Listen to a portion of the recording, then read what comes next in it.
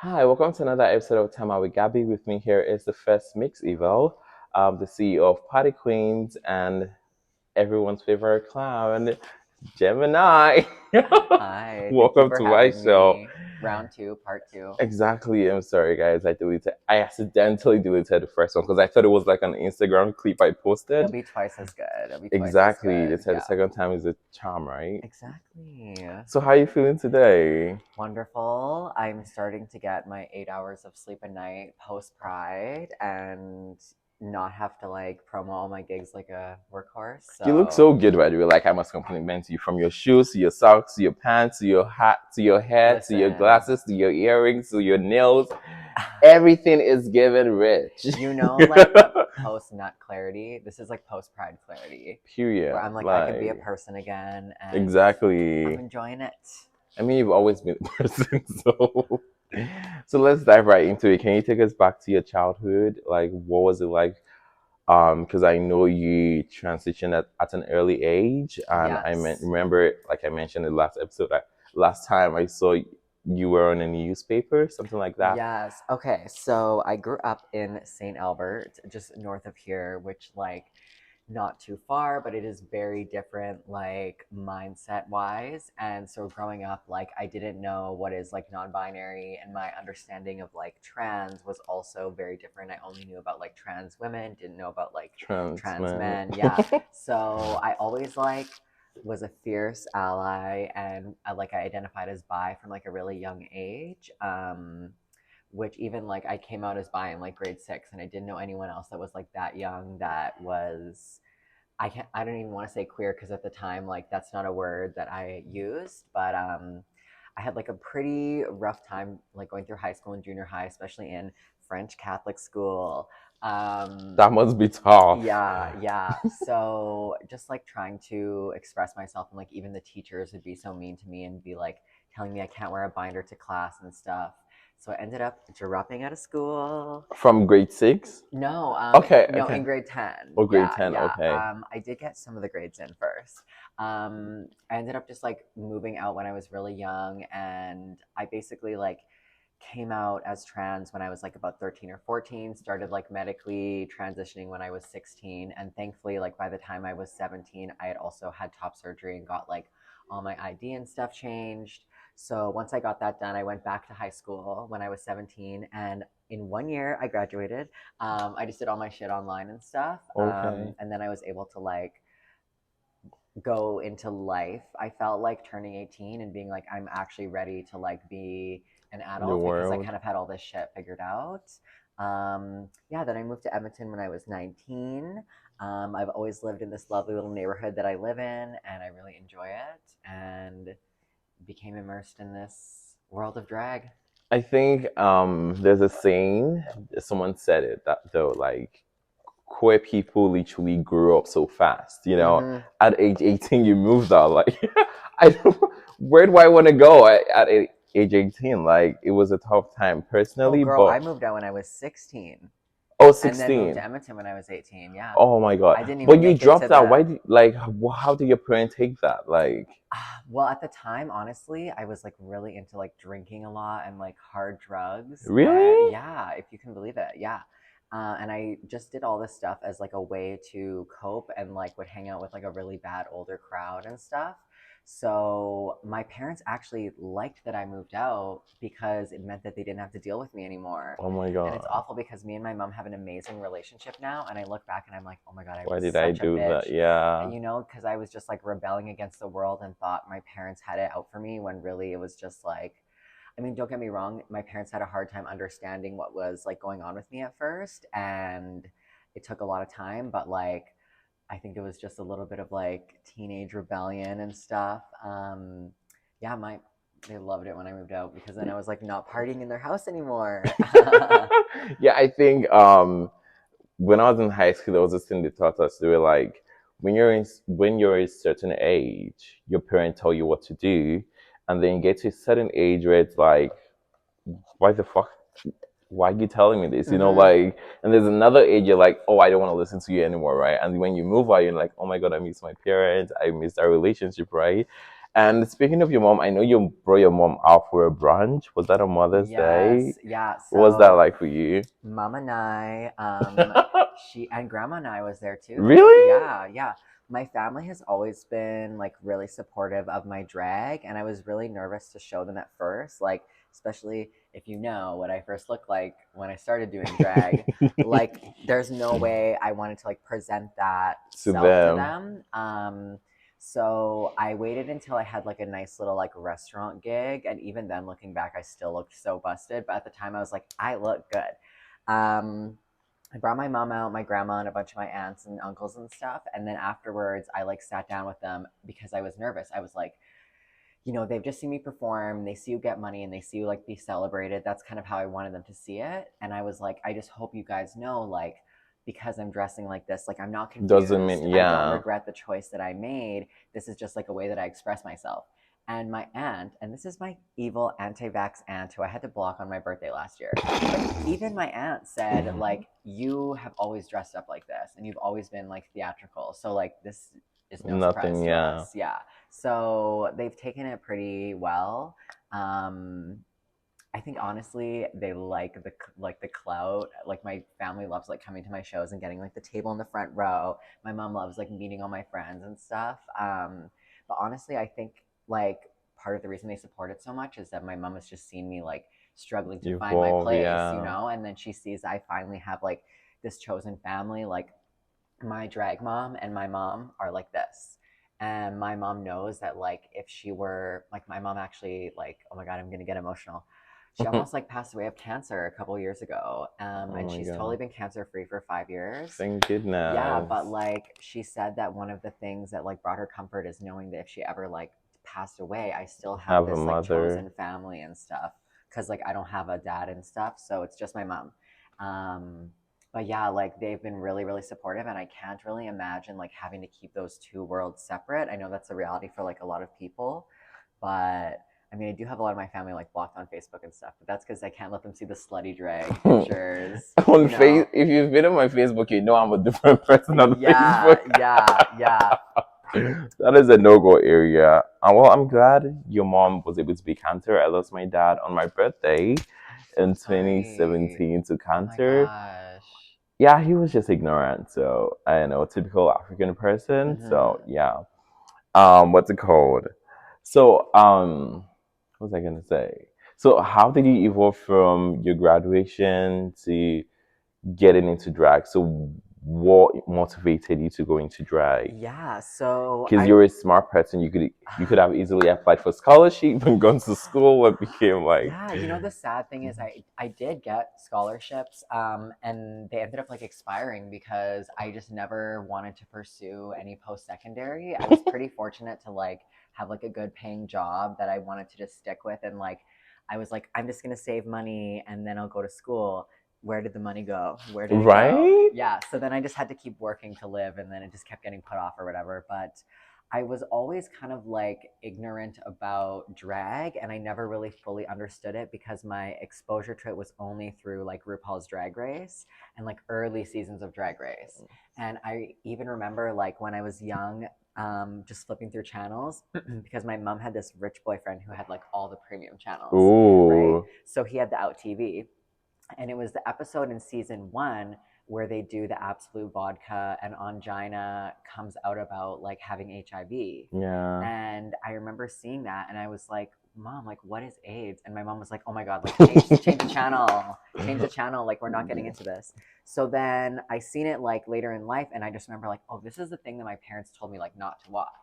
And when I started watching it, I'm in like season like 6, 7, and it's still a little bit like a little transphobic, and I only knew about like more like old school drag. So my perception of drag was men who dress up as women and like cis Yeah. men.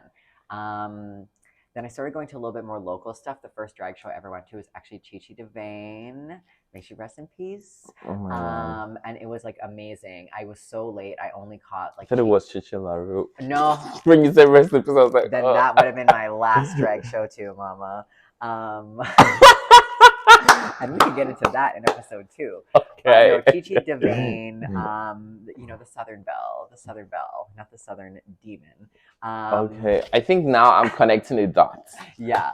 Um, and then I always was just like an observer of drag and was like, oh my God, wow, like drag queens. But it wasn't until I met Sister Mary that I ended up like getting more like actually immersed into drag. She cut my hair. That's Really? how I met her. Was she was my hairdresser. Yeah, she Oh. worked at the studio that at the time was the only place that did gender neutral hair cutting, and like I didn't want to pay like $1 million to get like a little barber cut or Yeah, whatever. I do. I like whenever I shave my hair, I do it myself. Yeah, that's where I'm at now too. Can you tell? Yeah. But yeah, I just mentioned like, oh, I just moved to the area. I'm really interested in like going to the club and stuff. Like I'd only ever been to Evo like once or twice. And she's like, well, I'm a drag queen and I have this show every Ooh. month, and then like you should come. And I was like, oh, like that's fun. But you know how people always say like, we should hang out, you should come. I was kind of like, does she really like want me to Or come? she's And I just was saying nervous. I it. was nervous about like putting myself out there. And then I was at a party the next week, and I just met somebody who we ended up becoming really good friends. It's my bestie slash former roommate Elliot. Hi, Who? Elliot. Okay. And you may not have seen them because they don't Yeah. come out as much anymore, but they actually won a stiletto award before me for best drag supporter. And that was when they gave a physical stiletto that was a shoe. So all my stilettos are Really? plaques, and Elliot has the legit shoe stiletto. Oh my Jealous. goodness. They better bring you back Yeah. next year. So I met this person at this party. It was like instant bestie connection, and they're like, I go to this drag show every month. You should come. And it was Mary's show, and I was just like, you know what? I got some friends who want to go with Make me. sure, I know the yeah. host, and it just went from there. Where I started going to a lot. Imani was like one of the first queens I saw who really broke like the barrier in my head of like the drag race queens and like the local queens, because she was like So good. silly. No, she was like silly, and she was like so like humble, and like you could see her like smiling and laughing in her numbers and really enjoying it. And I was like, oh, like drag is fun and people do this out of enjoyment. And like, I'm not gonna lie, seeing people's like wigs fly off at Mary's shows and stuff, and people's like costumes fail, like that also like It's made me fun. so engaged in it, because I'm like, oh, like this is not just perfect every time. This is something Yeah. that you can like really grow on and work on. And I was like, maybe I could do that. Try. Yeah, yeah. So when did you get your first gig? Like, how did that come about? Okay, so I had a friend, Indigo, who has since moved to Calgary, and we would start like hanging out every week and drinking like profusely and beating our face or whatever. And like he is a very, very talented makeup artist. Like actually will do people's makeup for bridal and stuff, Oh my God. and me never touched a brush or a sponge in my life. The way that he was like, so what are you setting your eyeliner with? I'm like, setting. What? Yeah. So I would be like really trying to follow along and try to take like little tips here and there from him. I think in my head it was so much better than What what you I saw, saw. But I yeah. think just seeing yourself in drag for the first time, you're like, wow, like it's so different. And I would just start going out to the bar, and like this was a time when like I miss this, just going out in drag for no reason. Like I see you do it a lot; it's fun, and like I feel Right, like I I just never had the try. energy for it, because then you get your cute pictures and True. you meet people. But it was in my going out in drag era, Era. and another friend of mine, Sephoria, who has since retired or is on hiatus from drag, they were hosting this all trans and non-binary show. It was the first all trans and non-binary show, and it was a really big deal at the time, which Yeah. is like really funny, because now you get like All over the place, yeah, a Rue yeah. girl coming in, and the five openers are like the best queens in the city or performers in the city, and they just all happen to be trans. Um, but at the time, it was a really big deal. I got offered a tip spot, Oh, nice. the old tip spot, and didn't put like no thought, no preparation into it. Just like did a little song and dance, and it just felt good. It just felt good. And then another performer, Just Glue, who we both It's have, amazing, yeah, we yeah. both have shared francophone heritage. Are you They French? I went to French Catholic school, baby. Because whenever I see Forcibly. your last name, I'm like trying to figure out like, where is Gemma from? No, I'm my dad is indigenous and my mom is German, and then Oh, my dad's like heritage is like French Canadian and oh, indigenous. Yeah. okay, But because of having like no contact with my dad's side of the family, I I have no idea about any of that. So I've been trying to find out, but my grandma hates me. So maybe to be unpacked at a later date. And ancestry.com sure, is not proving very reliable. Yeah, it turns okay, out when your grandma like went to like possibly like a residential school, there's not a lot of documents information, about yeah. that. Yeah, so anyway, that's for episode 3. But but yeah, I just went to French immersion school. And that's like how I got it. And going back to that, at my first gig, they walked up to me in the audience and was like, "Hey, I'm doing a French show in like a couple weeks. Do you want to do that?" And I was like, "Okay."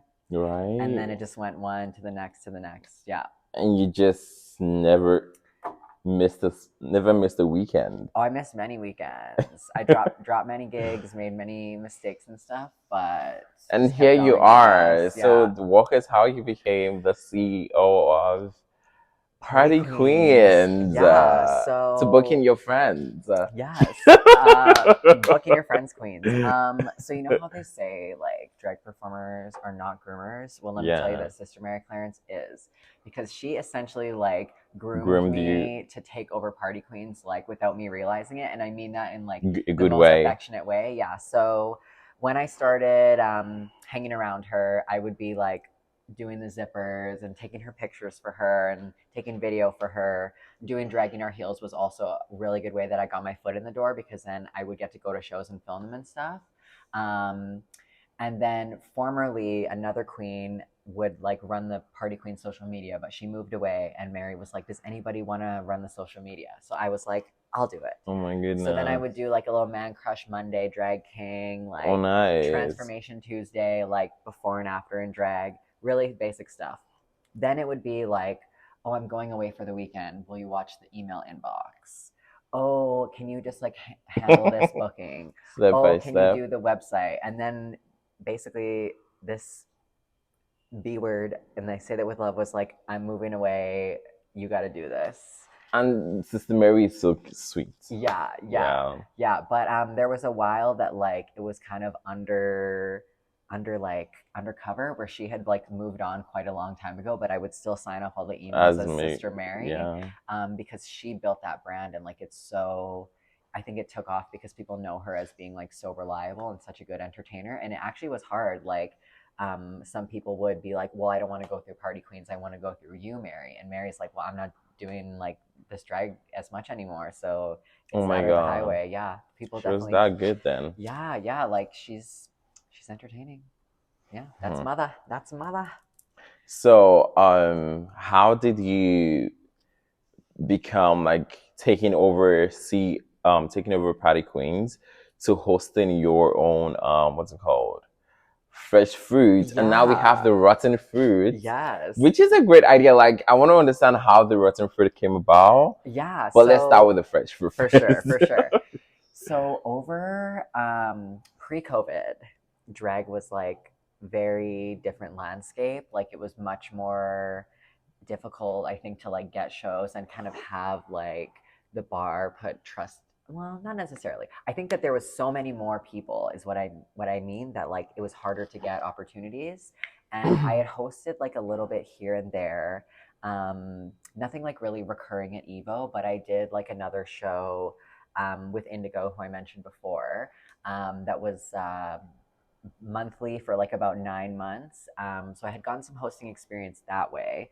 But over COVID, me and God, friend of the pod, Right. um, we did this like weekly online Zoom show. And Okay. let me tell you, we should not have done that, because there were weeks where we were like so burnt out and so tired, and we were giving nothing, but we're just performing in our living rooms for fun, right? We'd have like different guests, and it was fun because then like we had like friends who had moved to Calgary, and we're like, well, you can be on the show because it's on Zoom, right? Yeah. And then people would send tips over. Oh my Yeah, that's how god. we got in with Janice Irwin. She started coming to the Zoom shows. Oh, I haven't seen them in person yet. Yeah, so I don't fucking go out. when you see her, you'll know because she got the iconic look. Yeah, But I ended up just really liking. I don't know. It's hard to say that that gave me hosting experience because it was literally just us going back and forth on Zoom. But I think that then led to the Party Queens shows, and that's when Party Queens really started to get a lot of like, oh, like this is a thing. Like Party Queens is a thing, and they do these weekly shows, and they're really fun, and it started to get kind of our own audience built. Like we would gain so many followers from those park shows because it would be random people people, walking by that yeah, would see it too. And I think that the bar saw that, and I don't want to say they asked. I'm pretty sure I was like, we want to do weekly shows when the bar opens up again. And when it opened, we were doing hashtag drag every Thursday. or every Yeah, Thursday. we would do a weekly Thursday show, and then eventually, after about a year, I think it was maybe a year and a couple months of us doing that, we got promoted, and now we do like the Friday, Saturday, Sunday, and they don't do the shows on Thursdays anymore. And you also get private gigs, right? Yeah, that's like a whole another thing because like the stage shows are very consistent. Like I'll do my dollhouse shows every 2 months and the fresh fruits every 2 months. And then the private gigs, like sometimes it'll be like 10 bachelorettes in a weekend Drag that need drag performance. Oh performers, my and then sometimes goodness. it'll be like 2 months go by with like nothing in the inbox. But before I want to go to the rotted fruit before we get Hmm. there. So the reason that I chose to do this rotted fruit is for two main reasons. One is like the timing, and it's the first weekend post Pride, right? The first weekend of July. Everybody's so burnt out. Everybody's Yeah. so tired, and the ask of the performers is not to come up with anything new. I want them to use like their old numbers that they already have in the back pocket. So it's like easier for them, like they're Yeah. just doing what they're known for, or they're more doing like things that they have prepared, right? So I think it's more ideal for them that way than to ask somebody who's been like going through the Pride Yeah, season to to like come come up with back and something do new. something again. Yeah. But the other reason is that last year when I had done this fresh fruits, we booked it in July, right? Maybe in like May. And so at the time I booked it, they were all like debut performers, right? Nobody had performed, and I was like, I got them. I got them. And like no shade to them because you should absolutely do this. But then June comes, all these gigs come, and then they're like, oh, I'll take this gig, this gig, this gig. So then by the time the fresh fruits came, the fruit was not as fresh. Yeah. Yeah. And No so shades. yeah, but it's good. Like that's like the best time to get experience is in June when all these like things are happening, right? And you should never say no to something that would benefit you either well, experience wise or monetarily wise, Yeah. right? So I honestly just figured like instead of making these little babies like suffer through Pride Month and like have all these gigs happen and they're waiting for their gig, this is the time that the baby queens or baby performers should come and learn. And I will Oh say, I was yeah. honestly like, I was not disappointed with the turnout at all in terms of like our community showing up. But there was very few of these like newbie performers who are always messaging and asking for advice. I kept saying on my story, come to this show if you want the advice. We're spilling all the tea about how to do Yeah. stuff. And I think the few that were there will have gained some valuable insight, and the rest are going to stay in the DMs asking questions. Gemini can never go wrong with Shaden. Yeah, that it was a great show. I mean, like we had Vanity, Twiggy. I don't know why Twiggy doesn't have an Instagram I yet. don't think she ever will. I think Facebook, if you've seen her Facebook, Yeah, that's yeah. enough for her. I mean, like it was lovely, and Vanity just showed why she's the Empress, right? Mm-hmm. Empress. I keep Two-time mix Imprex. I keep mixing it up. Empress, yeah. So, what is your favorite fr- fresh fruit show? Oh my gosh. I think I have to go back to the one with Divinity and Camille because I touched on this briefly like before. I always feel like in each show there's like one person who really takes the experience and uses it and then is like rising up. Yeah. And out of that show, like Divinity and Camille were like fighting so hard to like upstage one another because they're Also, they like were on the sisters. same show. They were on the They were in same the show. same one, and they both like did so good, and it was like a really strong show because there was like not just one person who was like really um charismatic, you know, like it's not about really like talent, but just some people like are a little more nervous when they start. So I think Yeah, having both of them in there, it set the other performers. performers at ease, you know, and it set the audience at ease because they're like, oh, this person knows how to What they're take care of doing. me. Yeah, They know how to entertain me. that is great. So like I mentioned last time we met, some people have said some people get booked because they're friends with the host, or some people get booked because they sell tickets, or some people Yeah. get booked because what's the last one? They get booked because of they sell tickets, their friends, or I can't remember the last one. Or just because the host just want them.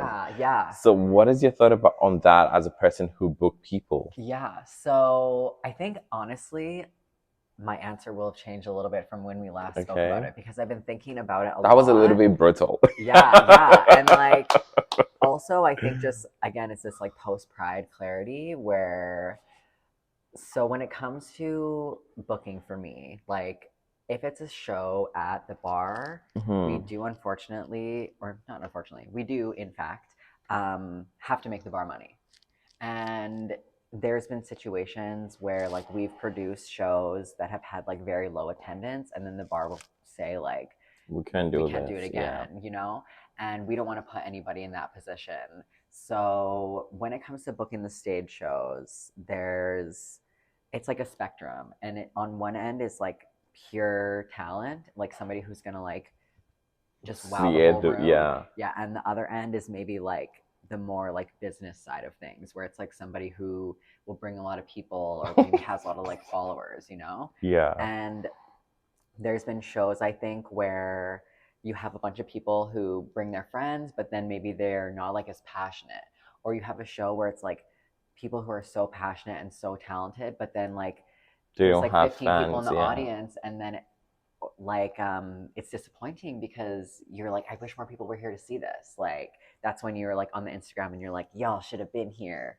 So for me, I'm trying to balance in between the two. But then there's also maybe like if that's the X axis, this like Y axis of like people who are new and who should get a chance to show themselves.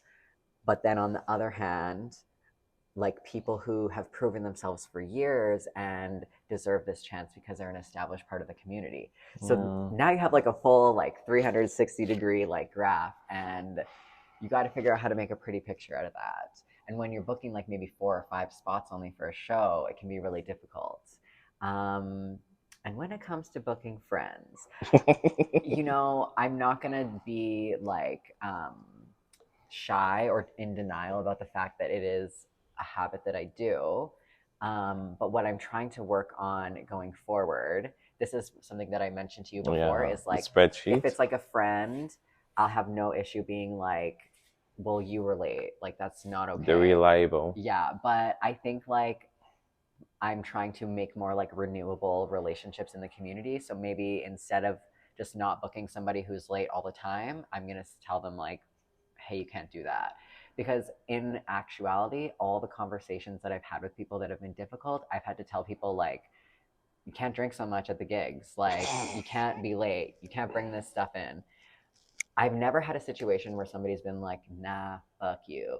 People are usually like, okay, I won't do that. Or they're very like understanding if you give them the chance. And I think in our community, and myself especially has been guilty of this, it's a lot easier to just be like, oh, this person sucks. They're like unreliable.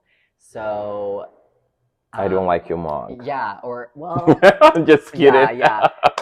For me, I feel like there's not a lot of people's drag I don't like, but I've been booking a lot of people, and I think a lot of people book people based on how easy it is to work with them without realizing that not everyone knows how to be easy to work with necessarily. Like when you start drag, there's no guidebook that's Roadmap, yeah. like, you know, you should always send your music in a week early. You should always like show up to the club with your outfit on. Like there's no, like, which I don't think is a rule, but I'm just like as an example of like somebody's expectation that might not Yeah, be communicated to you, you know?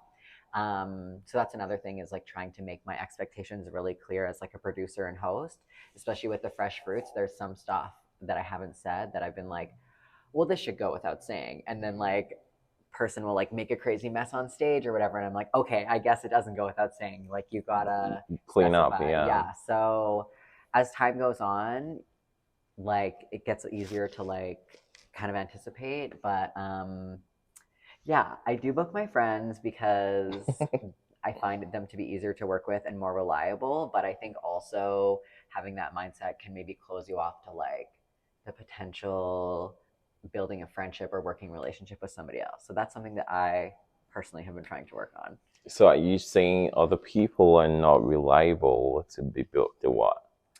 Um, I think all people have unreliabilities, you know, like even my best friend and roommate is always on time when she gets to the gig, but let me tell you, her will be leaving in 5 minutes is not a 5 minutes, you know? Everyone is like that. Yeah, yeah. But also I think like, you know, for example, like if like I said, if a friend makes a mistake or whatever, I think it's easier to overlook it or Communicate, to yeah. communicate. And then we need to be having more difficult conversations with people, and being like, hey, like this is what I need from you, you Yeah, know? true. Because like most people these days don't want you to tell them what to do, right? So they're Hmm. like, Yeah, and I I know think my shit. Don't. yeah, I think like what kept me from doing that for so long is feeling like I'm overstepping a boundary or going on a power trip by telling by this is so like True. funny, Yeah. you know, people like I'm just communicating boundaries essentially or communicating expectations, but like I'm so trained being like a queer person that like communicating a boundary or an expectation is like asking too much. So then I don't, but I'm trying to be more in the era of like, you know, being clear with what I want or what I need out of somebody. So how do you book people for the bachelor like private gigs? Yeah, so there's like multiple factors for that. Hmm. Usually people are alone or they're in pairs, right? So it Okay. has to be somebody who can get there and back by themselves I've on seen people time. like Imonia and Felicia done some private Yeah, gigs. yeah, and like this is where the like stage shows come in because like for example, if somebody is like 15-20 minutes late for a call time at Evo, then how do I know if they have to drive Private to the gig, south side for yeah. somebody's house that they're not going to be 15 to 20 minutes late for that, you know? Um, True. but yeah, it's a smaller group of people. We will take anybody. Like some people have like asked to join, even though there really is no joining because we are not a real business. Um, but basically, people will usually ask, like about 50% of the time, they'll be like, "I want Vanity Fair to come to my birthday," Okay. or it'll be like, "I want somebody who loves Beyonce and will like shake down Turn with it us." up. And then we're like, okay, they might not ask for somebody specific, but in my head, I'm like, that's like a Pepper, that's like a Honey Yeah. Dijon. Um, and then the other 50% of the time, it might be like more open. Like they might just be like, I want somebody who likes country. And then we'll just like ask around. Margaret. Yeah, yeah. Or even sometimes like that could be somebody who's not necessarily like a country performer, but Yeah, has true. something like in the back pocket, like a Ruby or Yeah. whatever. But it really depends. We have this like list of like who can drive and who can't, who has pro serve and Where who am I can't. under in that list? I No, need to know my place, Gemini. we'll get you on the list. We'll get you on the list. Oh, I'm not But but that even. way, like we know, like if they need somebody who can like serve liquor at a Well, bar or yeah. whatever, or if it has to be like an out of town, like who can drive and whatnot. Um, but yeah, it's pretty like it's, you know, like gig economy, right? So like in Pride, it's crazy, and like all six of us, there's six of us that answer the emails, will be busy, busy, busy, and then literally like in the last week, we're in the group chat like, oh my god, y'all, there's nothing, there's nothing. As soon as Pride is over, but then just wait. August, September is like Bachelorette season. It like picks up Yeah. again. It gets wild. Yeah, It's quite a business, yeah. which is great. I mean, like, because you just need to have that second job, Hmm. you know. Well, I don't make any money off of it. We don't make Okay. money off of it, but Okay. it's just like distributing the gigs to people, right? Like we would love to make money because then we could invest in like booking and bringing in celebrities or have like a more of a reserve fund for stuff. But Okay. at the time, like at this time, the rates for the private stuff is so the performer can make money. Yeah. Okay. I feel Um, like we could crank those rates up like any day now because we're queer people are very valuable and very trendy. But exactly. yeah, Um, cost explosions. yeah, it's um, inflation, right? what's it called? So you mentioned booking out of town queens and everything. So there are times I see like an out of town poster, Hmm. out of town queen poster, and like I see party queens and Fruit Loop and this and this and that. So what is your logo doing on there? What is the party What queen logo? what is my logo doing on there? Um, Sometimes it's like a collab Okay. where they just ask us to like promote it on our page or whatever. We've only done I think like four bookings completely like we paid for it. The first one was Hoso when we brought her in from Korea. Um, Korea. yeah, and it was her first time in Canada. It was so How was fun. that? Yeah, she's a Korean drag performer. She was on Dragula, Oh, and she was on Dragula season 4 and Dragula Titans. And me and Ammonia are like really obsessed with her. We got the matching Hoso tattoo. oh. Um, I thought that was Ammonia's eyes. Ammonia is very inspired by Yeah. Hoso. Oh my So god. yeah, yeah. But yeah, that was our first like fly-in, and we got Freddie to sponsor it. And we ended up having to pay out of our own pocket Oh for my it, goodness. even with all the sponsorship money and ticket sales. And then we also brought in Yovska and Eva Destruction.